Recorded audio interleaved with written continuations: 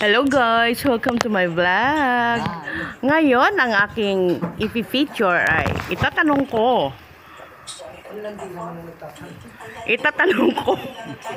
sa kanila, sa mga fans ni Ma'am. Bakit nila minahal ang isang Nora Aunor? Ikaw, Ate Yuti, ilang taon na po kayong naging fan ni Ma'am? Nag-umpisa ako maging fan si Ate Gay noong 1967. Ha? Pangalan niyo po? Sinabi na niya yung pangalan. Oo, tinga. 1967, sa tawag niyang tanghalan. Kung ano talaga, umpisa pala niya. Hindi kami pwedeng manood sa bahay dahil basketball kalaban sa tatay. Talaga? Nangangapit bahay kami para lang makapanood kami, pati Superstar. Tapos hanggang ngayon fan pa rin kayo, no? Kasi galing kayo sa nanonood ng minsan ay isang gamo-gamo. Pang ilang beses mo nang inuulit yan? Sa 100 times na yata, mahigit. Sa bahay lang, pinanonood ko yan eh. Mag-isa, dahil may mga records ako. Lahat ng pelikula po? So, bali ilang years na po kayong fan ni Ma'am? 1967. Ay, grabe. Hanggang ngayon. Meron pa akong isang i-interview ito. Si Edita. Na inaantok na. Ilang taon ka ng fan ni Ma'am? Ako, kay Ate Gay, ano lang naman ako? Sa limbugsa. Silent fan. fans. Start nung Superstar, napapanood ko na yan. Hanggang matapos ng Superstar. Every Matagal din yung Sunday. Superstar. Ilang taon ba yun 22 sa years. 22 years ng 22 Superstar. years. Long, Tapos lahat ng movie niya, napapanood ko naman din pag may pagkakataon. Kasi busy rin ako kasi nag-work ako. Pag may pagkakataon lang ako makaano. Pero yung Superstar talagang hindi ko yan kinakalimutan. Every Sunday. Nag-aaway pa kami ng mga kapatid. Sila basketball. Basta ako Superstar. Pagdating ng Superstar, magsilayas na kayo. Talaga. Hindi lang ako fans. Dahil nakasama ko siya.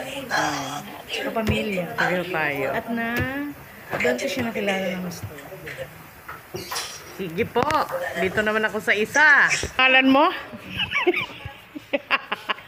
Edil ka ba? Ito sa totoo lang, ito talaga ang pet ni Ma'am.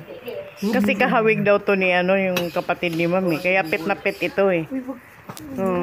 Ilang taong ka nang naging fan ni Ma'am? Ha, Kuya Ed? Bilman yan, alam ko Bilman yan ka eh. Sa totoo lang, mga Noranyan. Oh. Itong araw, binmanyan ako. Tapos, paano ka naging Noranyan? Siyempre, nakita ko si Linggo-Linggo, Superstar, at sa isang ni Vilma, na mas maganda si Ate Gay. Every Sunday, ang mukha niya, ayusan mo, iba-iba ang mukha niya, napakaganda. Ayun, Samantalang Superstar? si Ate T, yun at yun ang mukha. Kahit anong pasuot mo, yun pa rin ang mukha. Ate Gay, maiba. Paglalaroan mo talaga yung beauty niya. Tapos, Talagang gumawa siya nakita ng pa yung mga pelikula. sinampay. gumawa siya ng pelikula na pag-subaybay ko na mas magaling umarte ang Nora Aunor. Talaga naman. Matang-mata gumagay, may buhay na. Si Vilma, pa-cute ang mukha. Iiyak lang pero parang nakangiti. Ang mukha niya kailangan maganda sa screen. Kaya yun. Parang hindi naman totoo yan, Ed. Totoo yan. Kaya Magaling ding artista si Vilma. uy, pakawalan mo ako. Multi-awarded din siya. Sinungaling. Ang ganda-ganda ng mukha. Pero sa bilang Kuya, bilang hindi artista si Ma'am, anong mo? Anong masasabi mo? Talaga sa totoo lang, generous si Ate Gay. Hindi ka alis sa bahay mo ngayon. Hindi ka abot ng kapamasahe.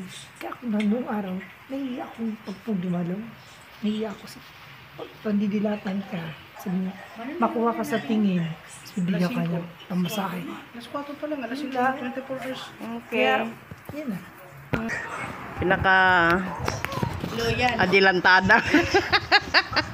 Baka panigante ka lang, cut mo na. Huwag may sama sa ano, kasi baka malaman yun. Ano pong tanong nyo? Ang tanong ko ay... Ano pong tanong nyo? Ilang taong ka nang naging fan ni Ma'am? Ilang taon? Ay, ano nga ang pangalan mo? Marlon. Marlon po pangalan. Sige. Yan. Natatandaan ko kaya ako naging Uranian kasi nung time na lumaki kasi ako sa tiyahin ko.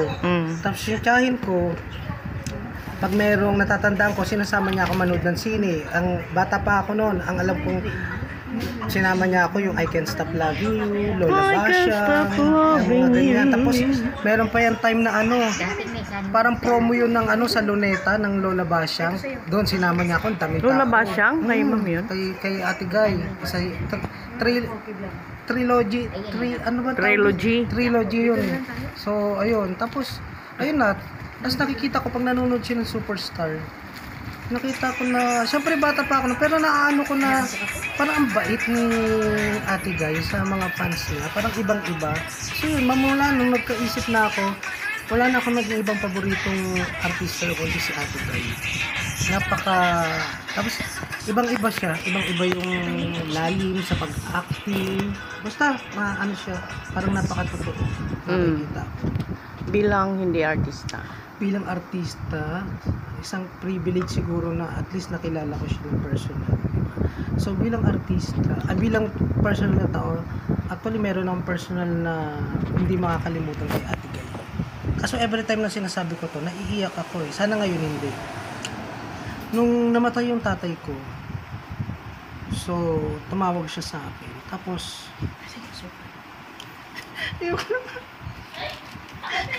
Alam mo, nung bumalik siya, umano siya, di umiyak siya kay ma'am. Sabi niya, di ba umiyak ka nung dumating ka dito? Hindi, kasi siya yung tumawag pa sa akin. Tapos kinumusta niya ako. Sabi ko, hindi okay. Sabi niya ganun. So, yun nga, dahil nalaman niya namatay yung tatay ko. Tapos tinanong niya, kumusta ako? Sabi ko, naghahanap po kami ng kung saan pwedeng, yung tatay ko. Tapos sabi niya, naghahanap po kami Ate Guy. Tapos nakipagkita kami sa sabi niya magkita daw kami sa sa Anong taon yun? St. Peter. Anong taon yun? That was 2016.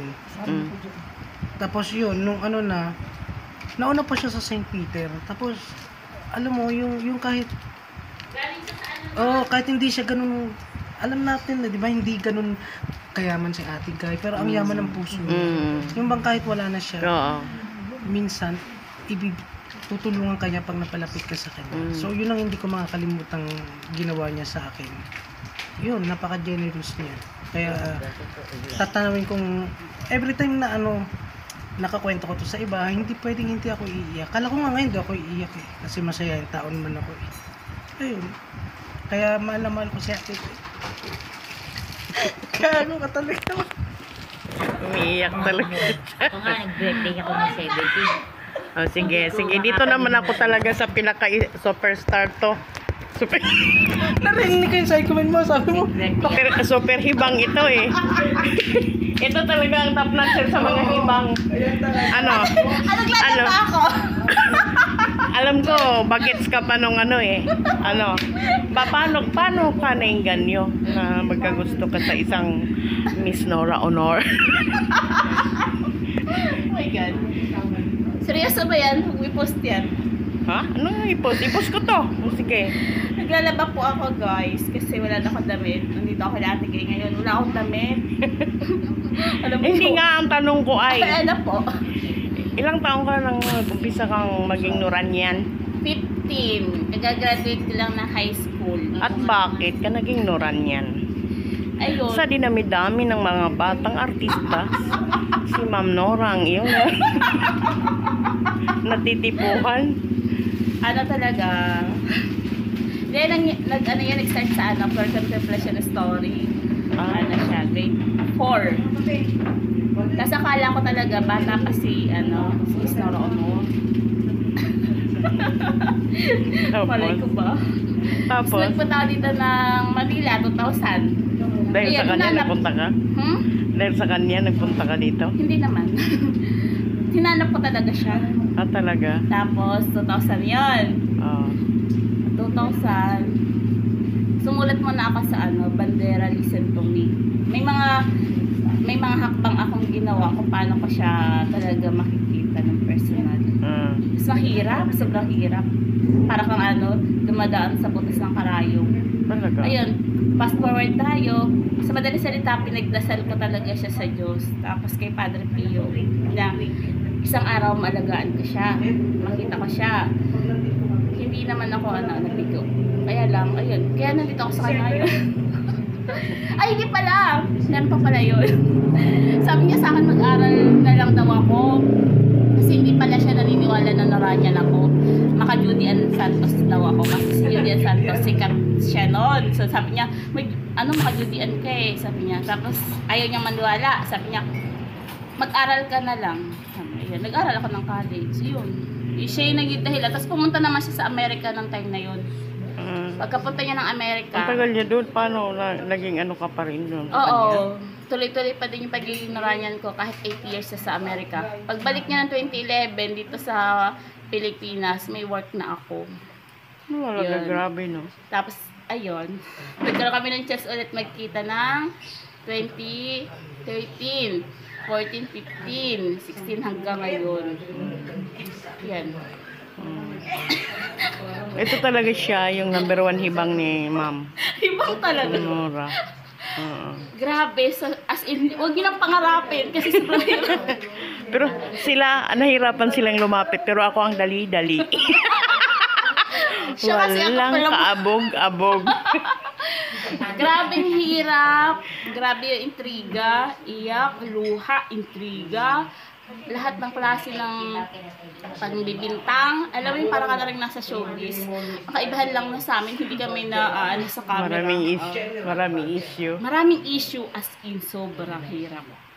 Sa lahat ng mga nagmamahal kay Ate Guy, ayun, maraming salamat sa pagmamahal sa kanya. Kasi isa rin ako sa nagmamahal sa kanya ng tunay at totoo. Hindi naman, si ma'am talaga bilang tao ay kakaiba din. Di ba? Super, talaga Kahit siya. parang ba? Kasi artist kasi siya. Hindi.